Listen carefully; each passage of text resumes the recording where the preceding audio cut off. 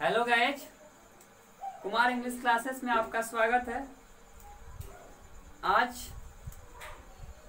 100 marks English का जो poem sector है उसका अंतिम लेसन जो कि 10वां लेसन है, माई ग्रैंड मदर हाउस।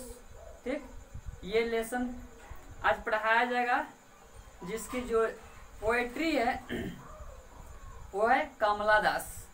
ठीक, तो माई ग्रैंड मदर हाउस ये कमला दास के द्वारा लिखा हुआ एक क्या है, पोएम है, जिसमें कि वो अपने बचपन की यादों को शेयर करती है, अपने बचपन की बातों को बताती है कि पहले वो अपने दादी के यहाँ रहा करती थी, ग्रैंड मदर के यहाँ रहा करती थी, और वहाँ पर वो क्या करती थी क्या नहीं करती थी उसके बारे में इसमें दर्शाया गया है। तो चैप्टर शुरू करने से पहले राइटर परिचय थोड़ा सा देख लेते हैं। कहता है कि कमला दास, उनका जन्म कब हुआ है? 31 मार्च 1934। ठीक है, कमला दास का जन्म बोर्न मार्च 31, 1934 1934 में। Poet and short story writer has earned a respectable place in both English and Malayalam. कह रहा है कि कमला दास एक पोएट के साथ साथ, कवित्री के साथ साथ क्या है, शॉर्ट स्टोरी राइटर है, छोटी कहानियों को लिखने वाली, लिखती है, लिटरेचर लिखती है। Has earned a respectable place in both English and Malayalam, जो कि एक अच्छा रिस्पेक्टेबल माने आदरणीय स्थान प्राप्त की हुई है इंग्लिश में और मलयालम दोनों भाषाओं में, साहित्य के अंदर में, इन लिटरेचर माने साहित्य के अंदर में दोनों भाषाओं में वो अच्छा स्थान प्राप्त की हुई है। हर ऑटोबायोग्राफी पब्लिश्ड इन 1976, उनका जो ऑटोबायोग्राफी है, माने ऑटोबायोग्राफी माने आत्मकथा, वो पब्लिश हुई 1967 यानी 1976 में। क्रिएटेड क्वाइट ए स्टीयर, जो कि क्या उत्पन्न करती है, एक हलचल उत्पन्न करती थी। Create quite a stir. In 1984 she was shortlisted for the Nobel prize for literature. 1984 में उसे नामित किया गया, यानी किसके लिए? नोबेल प्राइज के लिए, साहित्य के अंदर, यानी लिटरेचर में उसे नोबेल प्राइज के लिए नामित किया गया 1984 ईस्वी में। Her important volumes of verse in in English include summer in Kolkata, sirens, ये सब कविता है उनका जो लिखा हुआ है। समर इन कोलकाता 1963 में लिखी, साइरेंस लिखी थी 1964 में, द डिसेंडेंट्स 1967 में, the old playhouse and other poems 1973 में, द एनामताल पोएम्स 1985 में, और only saint knows how to sing 1966 यानी 1996 में, एंड यस अल्लाह 2001 में ये लिखी। ठीक, वो कह रहा है कि Kamala Das poetry is primarily autobiographically and her theme is love of lonely heart.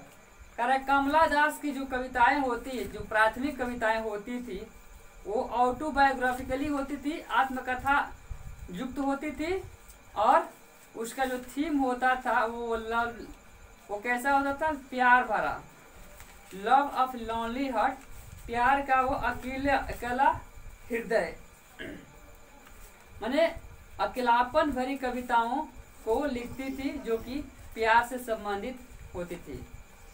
आगे कह रहा है कि love with never ending passion.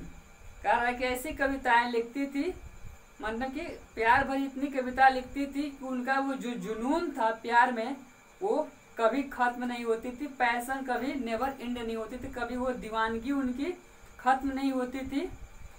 Lost grid and hunger that never satiate. कह रहा है कि जो लालच जो है और लालच जो है, कह रहा है कि उनकी कविताओं में कह रहा है कि नेवर सेटिएट, ये कभी कम नहीं होती थी। लालच की भूख, grid and hunger that never satiate, ये कभी उनकी कविताओं में कम नहीं होती थी। She is non for sexual adventure in her writings, for her love is hardly ever goes beyond sex and lust, which is even reach the point of nausea. Correct. She is known for sexual adventure. वो किसके लिए जानी जाती थी? Sexual adventure माने लैंगिक रोमांचकता के लिए। सेक्सुअल एडवेंचर माने लैंगिक रोमांचकता के लिए जानी जाती थी अपनी लेखन में। फॉर हर लव हार्डली इवर्स, उनके अनुसार love hardly इवर goes beyond sex and sex. कह रहा है कि जो प्यार होता है वो मुश्किल से क्या करता है, शारीरिक सुख से ऊपर चला जाता है कभी कभार, समटाइम्स, हार्डली माने कभी कभार। And lust which even reach the point of nausea, कह रहा है। और जो वासना है, काम वासना है, ये ऐसी एक घृणित चीज है जो कहाँ पर, जो कि पॉइंट ऑफ न्यूसिया, यानी कि न्यूसिया मन होता है वोमिटिंग, ठीक ना, तो उस जगह पर ये पहुंचा देता है। काम वासना एक ऐसा चीज है जो कि प्यार को एक घृणित चरम सीमा तक पहुंचा देता है। And it's reborn again and again with new विगर्स, और ये पुनः कह रहा है कि और ये पुनः क्या होता है, एक नई जोश के साथ क्या होता है, बार बार उत्पन्न होता रहता है। ठीक है।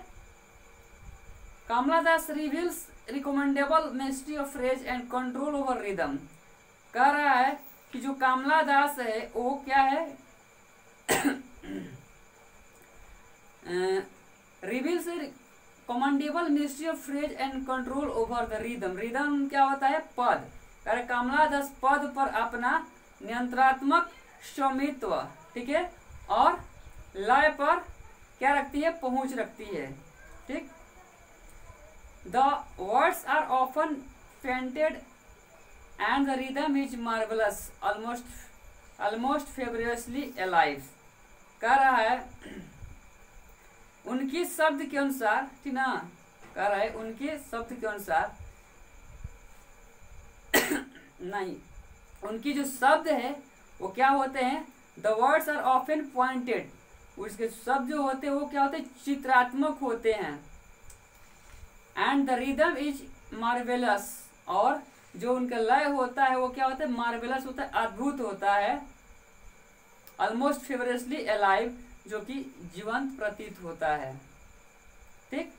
ये तो राइटर परिचय हो गया। थोड़ा सा इसमें ध्यान देंगे, राइटर परिचय में इसमें क्वेश्चन सिर्फ करेगा, राइटर का डेट ऑफ बर्थ पूछेगा, मृत्यु पूछता है, और उनका जो वर्सेस है वो पूछता है, बस।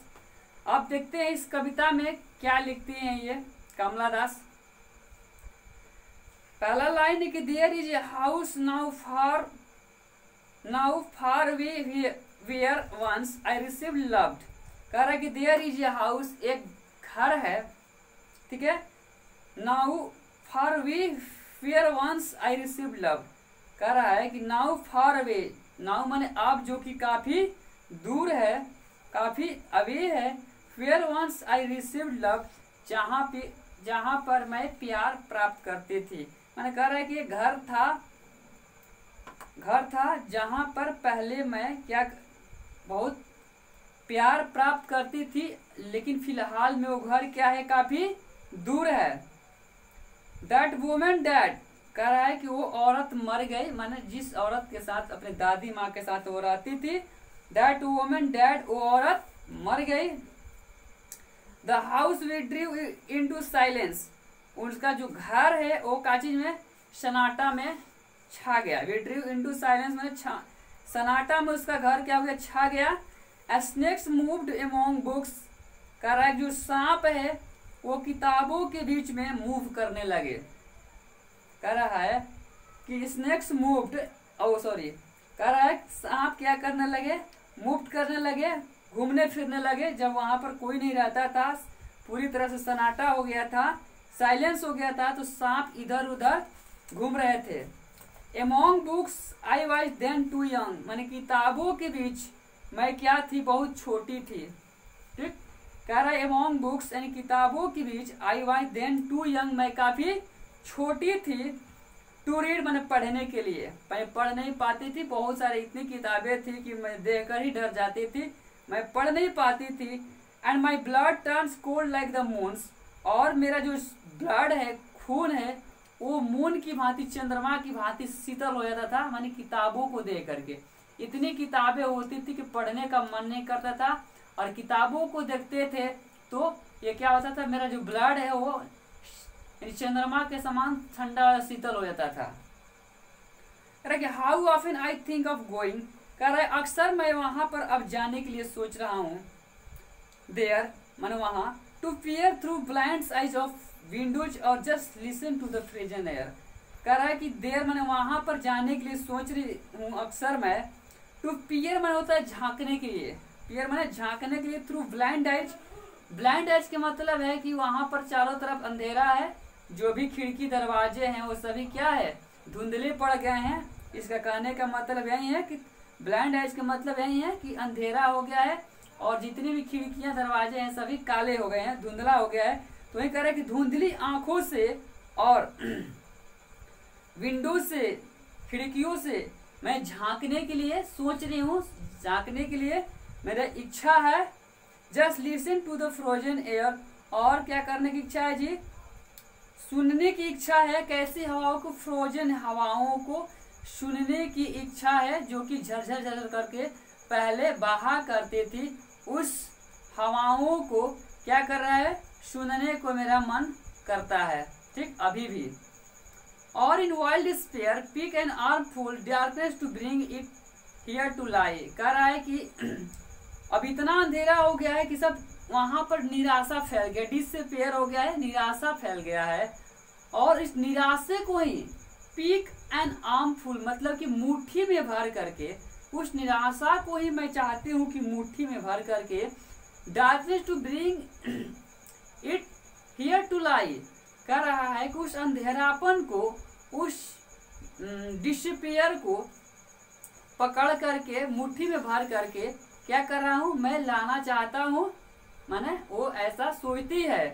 Behind my bedrooms doors like broodings, कह रहा है कि वो जो अंधेरापन है, वहां का जो एहसास है, जो फीलिंग है, उस फीलिंग को मैं अपने दरवाजे के पीछे, बिहाइंड माई बेडरूम्स मैंने अपने बेडरूम के दरवाजे के पीछे मैं क्या करना चाहती हूँ, स्थापित कर देना चाहती हूँ। क्यों, उसके मतलब कि संपर्क में हमेशा मैं बना रहूं। माने वो अंधेरापन, वहाँ के एहसास, वो वहाँ की जो चीजें है जो कि किया करती थी, उस चीज को अपने बेडरूम्स के पीछे वाले दरवाजे पर ले जाकर खड़ी कर देना चाहती है।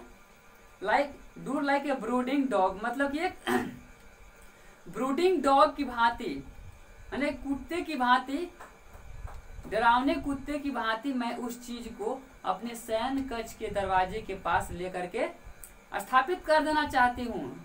लेकिन मेरे लिए डरावना नहीं होगा, मेरे लिए वो अच्छा होगा, क्योंकि मैं पहले वहां पर अच्छा से रहती थी। ठीक, यू कांट बिलीव, कह रहा है कि तुम विश्वास नहीं कर सकते हो डार्लिंग, डार्लिंग बोलते हैं अपने हस्बैंड को, डार्लिंग तुम विश्वास नहीं कर सकते हो। Can you that I lived in such house and was proud and loved, कह रहा है कि तुम विश्वास नहीं कर सकते हो कि मैं ऐसे घर में रहा करती थी, and was proud, और मुझे घमंड था, घमंड आज भी है, that I lived in such house, कि मैं ऐसे घर में रहती थी, and loved, प्यार पाती थी। कह रहा है कि I who have lost, कह रहा है कि मैं अब वो सारी चीजें क्या कर दिया हूँ, खो दिया हूँ, लॉस्ट कर दिया हूँ। My we and big now at strangers doors to receive love, कह रहा है कि मैं I who have lost my way, कह रहा है कि मैं वो हूँ जो कि अपने रास्ते को भूल गया हूँ, जो जिस रास्ते पर पहले मेरी दादी माँ चला करती थी, मुझे चलाती थी, वो रास्ता मैं आज भूल गया हूँ। And beg now at strangers doors to receive love, और कह रहा है अब मैं अजनबियों की भांति क्या करता हूँ, इधर उधर दरवाजे तो दरवाजे मैं जाया करता हूँ, कहला रिसीव्ड लव, मैंने प्यार हासिल करने के लिए, जो दादी मैं प्यार देती थी ऐसा ही प्यार हासिल करने के लिए मैं दरवाजे दरवाजे एक अजनबियों की भांति, स्ट्रेंजर की भांति मैं जाता हूँ।